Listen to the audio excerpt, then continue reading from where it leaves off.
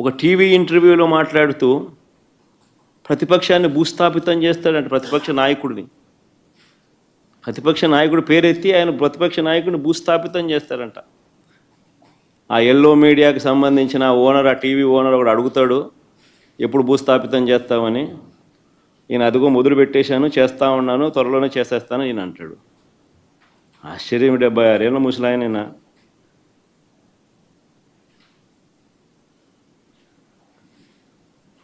ఈ వయసులో red book రాజ్యాంగ పాలన ఏమిటి, ఈ బెదిరింపులేమిటి, వాడిని తొక్కుతా వీడిని తొక్కుతా అన్న మాటలేమిటి? ప్రజలు ఏదో దేవుడు ప్రజలు దయదలిచి ఏదో అధికారం ఇచ్చారు.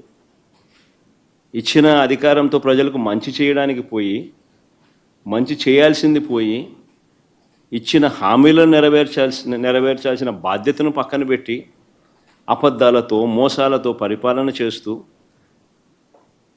వాటి గురించి ఎవరైనా ప్రశ్నిస్తే భూస్థాపితం చేస్తాను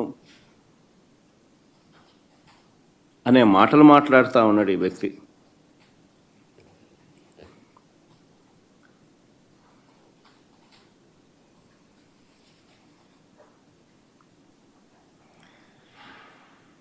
ఈ చంద్రబాబు నాయుడు గారి పాలనలో అసహనం అనేది ఏ స్థాయిలోకి పోయింది అని అంటే, ఏడాది కాలంలో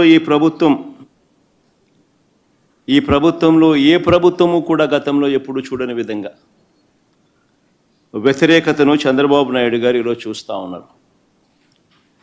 ఇందులో దీని నుంచి డైవర్ట్ చేసేందుకు, ప్రజల సమస్యలు ఎవరైనా గొంతెత్తి విప్పితే ఆ గొంతును నలిపేందుకు ఏడాది కాలంగా మా పార్టీ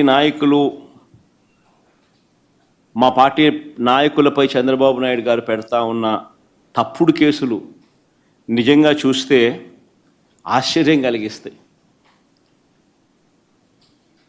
ఎవరు గలం విప్పినా కూడా గలం విప్పకూడదు అనే ఉద్దేశంతో, విప్పనివ్వకూడదు అనే ఉద్దేశంతో తప్పుడు కేసులు పెడతా ఉన్నారు,